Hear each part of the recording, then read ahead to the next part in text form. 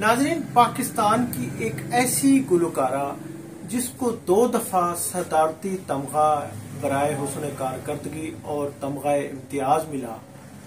एक वक्त ऐसा था कि वो गली कोचों में सिर्फ 2 वक्त की रोटी के लिए गाती फिरती थी, दरवाजों पर के दरवाजे खटखटाती थी, जो भी निकलता था तो वो किसी दौर में जो फकीर होते थे वो सिर्फ आटा लेते थे।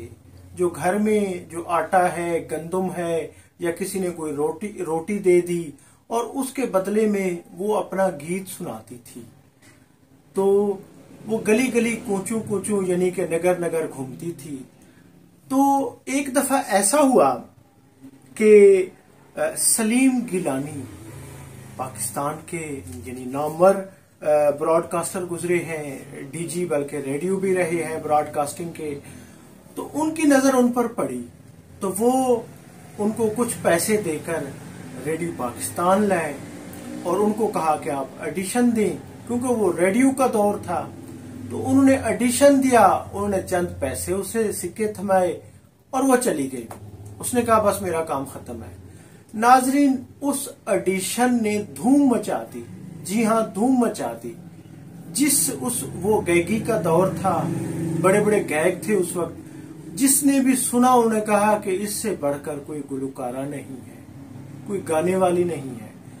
जी हाँ नाजरीन, रेडियो पाकिस्तान कोई 1 साल से ज्यादा अरसा तक उस गुलकारा को ढूंढता रहा गली कोचों में, जहां जहां जिस गली जिसने भी देखा था, लेकिन वो ना मिली। जी हाँ नाजरीन, ये दास्तान है रेशमा की। रेशमा, वही रेशमा जो 1947 में यानी माइग्रेट होकर हिजरत करके पाकिस्तान आई थी, यानी कि 1947 में पैदा हुई।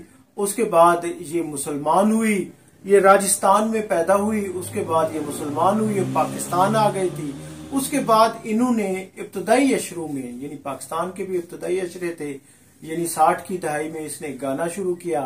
तो ये कराची में, सिंध में गाती थी और गाती ये गली मोहल्लों में थी। ये दर दर यानी कि जिस तरह भीख मांगने वाले गाते हैं, ये उसी तरह करती थी।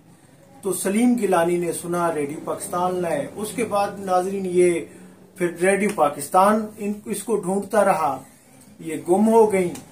तो नाजरीन, सलीम गिलानी साहब को 1.5 साल बाद सहवन शरीफ का मेला जो सिंध में होता है उस पर ये दोबारा नजर आ गई। तो नाजरीन, उसने सब कुछ छोड़कर उन्होंने इसको पकड़ा और इसको दोबारा रेडियो पाकिस्तान लेकर आए। तो उस वक्त नाजरीन उन्होंने इनको कहा कि आपने अब कहीं नहीं जाना, आपको हम पैसे देंगे। आप ये गाएं, आप कलाम गाएं, आप सिंधी गाएं, आप सराइकी गाएं, आप जो गा सकती हैं, पश्तो गाएं। तो नाजरीन, इन्होंने फिर वहीं से गाना स्टार्ट, यानी बकायदा एक अवामी, उस पे पहले ये गली कोचों में गाती थी, लेकिन वो जो लोगों के सामने आया, क्योंकि रेडियो पाकिस्तान वो बड़ी आवाज था, एक ऐसी आवाज जिसने इसकी आवाज को न सिर्फ पाकिस्तान बल्कि पूरी दुनिया में इसको फैलाया।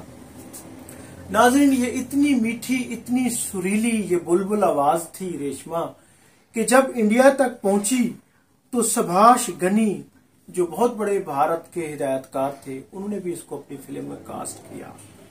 और फिर लंबी जुदाई गाया, दमादम मस्त कलंदर जो बहुत फेवरेट है, जो बहुत ज्यादा यानी कि उसको पसंद किया जाता है, वो इन्होंने गाया। अखियां नो रहन दे, अखियां दे कोल कोल, फिर वो गाया।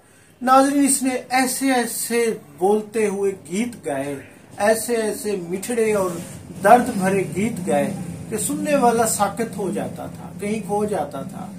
तो इसके यानी उर्दू, सिंधी, सराइकी, पंजाबी, पश्तो, पतनी कहा जाता है कि तुर्की में इन्होंने गाए। इन्होंने यानी कि बहुत सारी जुबानों में कलाम गाया।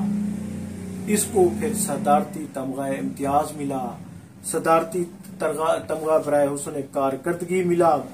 ये गढ़वी वाली, ये गाने वाली, जिसने यानी कि इस्लामी तालीमात से मुतासर होकर इस्लाम कबूल किया था, राजस्थान के रहने वाली, इसे बेसिकली اس دنیا کو متعارف کرانے والا سلیم گیلانی، معروف براڈ کاسٹر۔ ناظرین، یہ وہی سلیم گیلانی ہے جنہوں نے مہدی حسن کو بھی متعارف کرایا تھا۔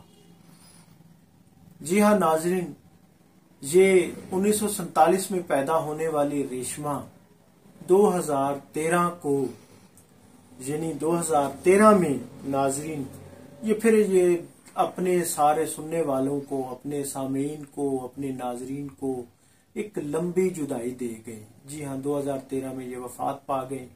تو ان کے گیت، ان کے سنگیت، ان کی آواز کی مٹھاس، ان کی آواز کا وہ درد آج بھی پسند کیا جاتا ہے۔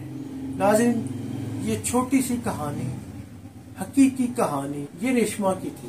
ریشما جی جنہوں نے ایک انقلاب برپا کر دیا تھا، جو گلی کوچوں میں دروازے کھٹکھٹا کر آٹا مانگتی تھی، روٹی مانگتی تھی، بیسیکلی وہ اپنی زندگی مانگتی تھی، زندہ رہنے کے لیے گاتی تھی، اور ایک وقت تھا کہ وہ پوری عالم پہ یعنی دنیا میں مشہور ہو گئی۔